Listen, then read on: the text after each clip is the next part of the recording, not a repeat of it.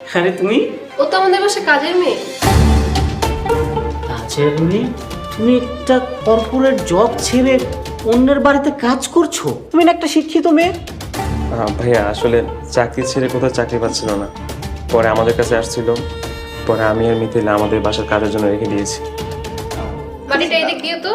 যাদের মুখে খাবার তুলে দেওয়ার জন্য দিন রাত যুদ্ধ করেছি, আজ তারা আমার কথা মনেও করছে না। বাবা মা, দেখে যাও তোমার সন্তানরা আজ কত সুখে আছে। আচ্ছা শোনো না, ভেবেছি সম্পূর্ণ বাসায় এসি লাগাবো, কি বলো তুমি? তাহলে তো খুবই ভালো হয় ভাইয়া। কয়টা লাগবে বলো, ভাইয়াকে বললেই পাঠিয়ে দিবে। আচ্ছা ভাইকে বলো কেমন? মজা আছে তাই না অনেক?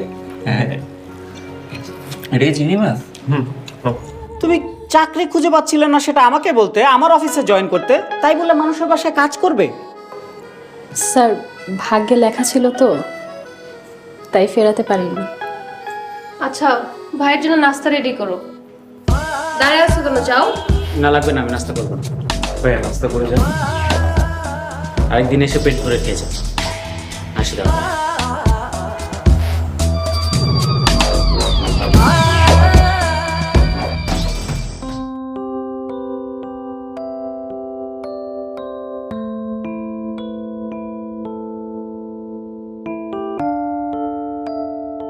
বাবা মা, আমি তোমাদের সন্তানদের সাথে আর থাকতে পারছি না, আমাকে তোমরা ক্ষমা করে দিও।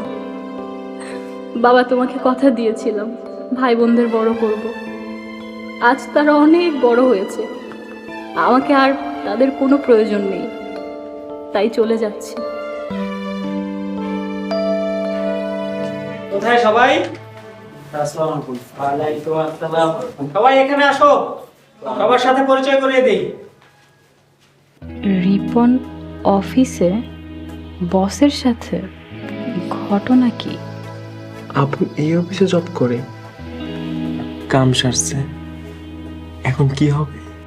ও হচ্ছে রিপন, আমার একমাত্র ছোট বোনের জামাই। আর রিপনের বাবা মা লন্ডনে থাকে। আপাতত রিপন আজ থেকে এই অফিসের এমডির দায়িত্ব পালন করবে।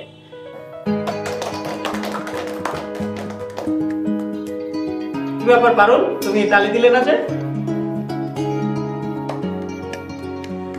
পারুল, তুমি রিপনকে অফিসের যাবতীয় ফাইলপত্র বুঝিয়ে দিও, ঠিক আছে?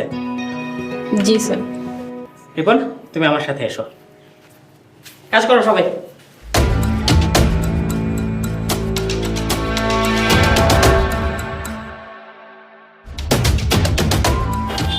আসো রিপন, তুমি এই চেয়ারটাতে বসো। স্যার কি বলছেন? আপনার চেয়ারে আমি বসবো? হ্যাঁ, এখন থেকে এই চেয়ারে তুমিই বসবে এবং এই চেয়ারে বসেই তুমি এই অফিস পরিচালনা করবে। বসো।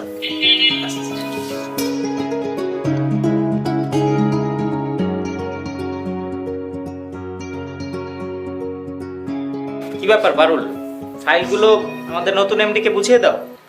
জি স্যার। স্যার, এটা আমাদের কমার্শিয়াল ফাইল, এখানে আমাদের অফিসের সব ইনফরমেশন আছে।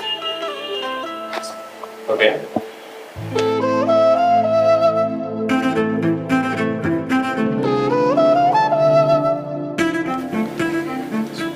আর স্যার, বাকি ফাইলগুলো আপনি পড়লেই বুঝতে পারবেন। তারপরেও যদি কিছু বুঝতে না পারো পারুলকে জিজ্ঞেস করে নিও। অবশ্যই স্যার, আমার একটা কথা ছিল। জি বলুন। স্যার, আমি আর চাকরি করব না। চাকরি করবেন না? কিন্তু আপনি না বলেছিলেন আপনার ভাই বোনেরা আপনার উপর ডিপেন্ডেন্ট, চাকরি ছেড়ে দিলে তাদের চলবে কিভাবে? স্যার, আমার ভাইয়ের এখন আর আমার টাকা প্রয়োজন নেই, আমার ভাই এখন মস্ত বড় অফিসার। ঠিক আছে, আপনি যা ভালো মনে করেন। ফাইলগুলো সব বুঝিয়ে দিয়ে একটা অ্যাপ্লিকেশন দিয়ে দেবেন। প্লিজ আসুন।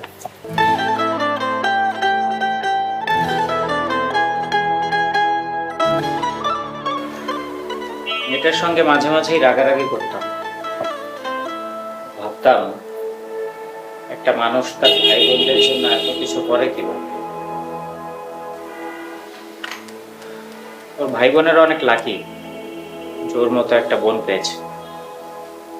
ওকে, তুমি দেখো ফাইলগুলো বুঝে নাও, আমি আসছি। ঠিক আছে।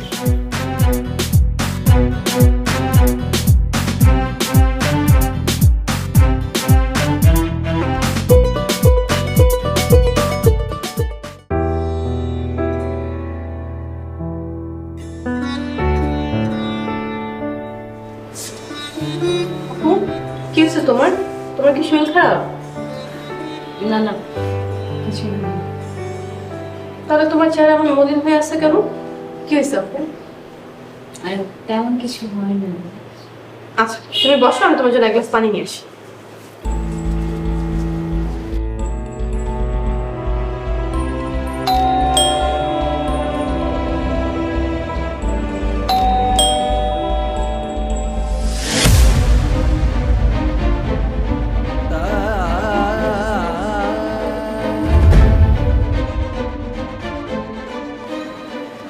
কারিম, আমার বড় বোন।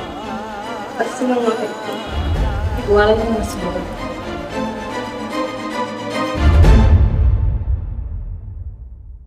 রূপম ভাইয়া, তুমি ওকে বিয়ে করে ফেলছো? হ্যাঁ, আজকে আমরা বিয়ে করছি। তুমি কিভাবে পারলে ভাইয়া? যে আপু আমাদের কথা চিন্তা করে বিয়ে করলো না, একটা সংসার গড়লো না, সারা জীবন আমাদের কথা চিন্তা করলো, তাকে না জানিয়ে তুমি কিভাবে করলা? তোমার কি একটাবারও বিবেকে বাঁধলো না ভাইয়া? রাইসা তুই চুপ কর।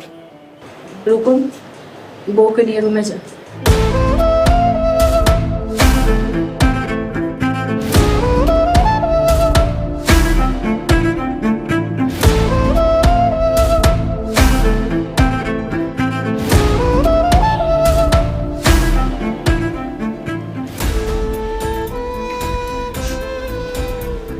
পানি।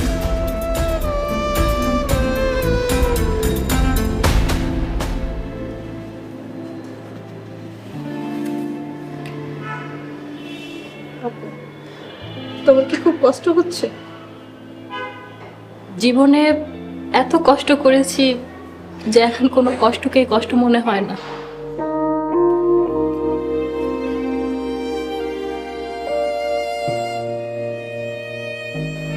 তুই কাঁদছিস কেন রে?